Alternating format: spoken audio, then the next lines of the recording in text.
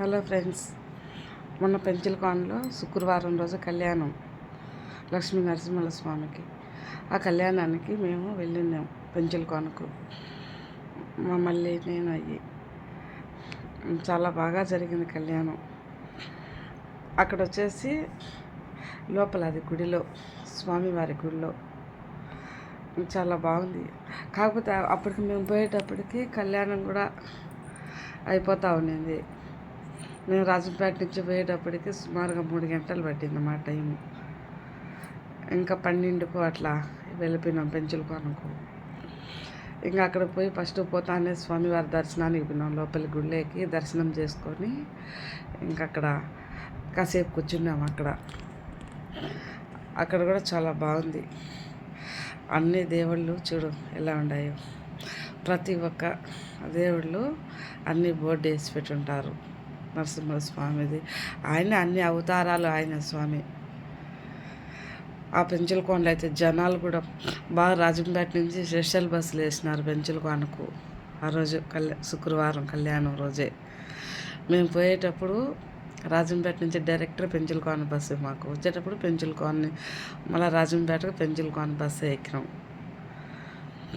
అవి వచ్చేసి అక్కడ మేము కూర్చొని కాసేపు టెంకాయ కొట్టుకొని వచ్చి ఆ లోపల గుళ్ళో నరసింహస్వామి గుళ్ళో కాసేపు కూర్చున్నాం. బాగా ప్రశాంతంగా ఉండింది. ఒక అర్ధగంట అట్లా కూర్చున్నాం మేము అక్కడ. మళ్ళీ మాకు తెలిసిన వాళ్ళు కూడా వచ్చిన్నారు, మా బంధువులు. ఇంకా వాళ్ళతో కూడా కాసేపు మాట్లాడుతూ అక్కడే కూర్చొని ఇంకా వాళ్ళందరూ ఆటోలో వచ్చినామని చెప్పారు. మేము బస్కి వచ్చినాములే మేమిద్దరమే అని చెప్పి మళ్ళీ నేను ఇంకా మా పాటికి మేము అక్కడే పెంచలకోనలో అన్నదానం చేస్తా అంటే అక్కడ అన్నం తిని మళ్ళీ అక్కడికి వెళ్ళినాం. రాజరాజేశ్వరమ్మ గుడి అది పెంచలకోన దగ్గర. అది అక్కడే పెంచలకోనలోకి మనం ఎంట్రీ అయ్యేటప్పుడు వస్తుంది దగ్గర. గుడి బాగుంది, కానీ అమ్మ లేదు, అమ్మ రాజేశ్వరి దేవి ఆమె ఎప్పుడు వస్తుందో అక్కడికి ఎవరికీ తెలియదు. మేము పోయినప్పుడైతే గుడి ఓపెన్లోనే ఉండింది. ఇంకా పైకి పోయి ఆడ అమ్మవారిని దర్శనం చేసుకున్నాము, రాజరాజేశ్వరమ్మను. కానీ లోపలికి సెల్ అలో ఉండదు, బయట వరకే. లోపల గుళ్ళే పోయేటప్పుడు 12 రూపాయలు టికెట్ కూడా. లోపలికి పోయేదానికి 12 రూపాయలు. అక్కడ ప్రసాదం కూడా అమ్ముతారు, పులిహార, లడ్డు అయ్యి.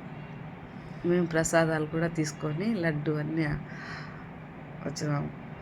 అక్కడ ఎక్కడ చూసినా కానీ అక్కడైతే నందనవనం అన్నీ ఉన్నాయి అక్కడ.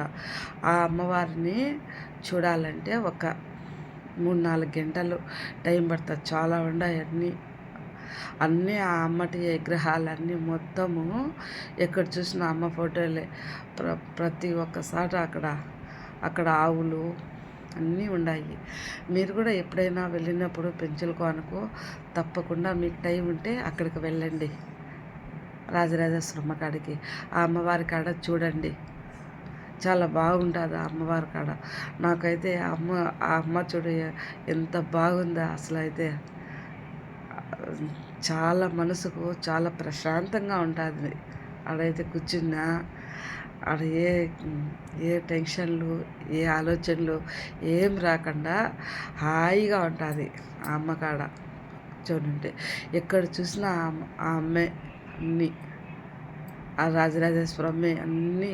వాళ్ళు ఎక్కడ చూసినా అమ్మ ఫోటోలు, అమ్మ అంతా ఆమె గుడిలో కూడా అన్నదానం చేస్తున్నారు ఆ రోజు శుక్రవారం కళ్యాణం రోజు. కానీ మేము ఆ రోజు బయట తిన్నాము. అక్కడే అన్నదానం కాడనే మేము బయట తినేసి వెళ్ళిపోయినాం లోపలికి. ఇంకా మేమంతా 1 గంట ఉన్నాము ఆ అమ్మ గుడిలో, ఒకటే 1 గంట. మళ్ళీ మాకు బస్సు వెళ్ళిపోతుందని చెప్పి ఇంకా ఎంత టైం 5 అయింది సాయంత్రము. ఇంకా మళ్ళీ రాజంపేటకు వచ్చేసరికి లేట్ అయిపోతుందని మేము ఇంకా ఆ బస్సు ఎక్కుతూ ఉంటాం. అక్కడైతే చాలా ఇంట్లో మంచి చెట్లు బాగా అక్కడ అన్నీ ఉన్నాయి. తామర పూలు కూడా ఉండాది ఒక కోనేరు లాగా. అక్కడ భలే ఉంటాయి అన్నీ. కానీ అక్కడికి నేను వెళ్ళాల. మాకు ఇంకా భిన్న మేము దర్శనం చేసుకొని అక్కడంతా చూసుకొని భిన్న ఆమెను వచ్చినాం. మీరు కూడా ఎప్పుడైనా కానీ తప్పకుండా వెళ్ళండి ఆ అమ్మకాడికి, రాజేశ్వరమ్మ కాడికి. ఇవి వచ్చేసి నరసింహస్వామి వాహనాలు అంటే అవి ఆ వాహనాల్లో ఒక్కొక్క రోజు ఒక్కొక్క అవతారం కదా ఆయన.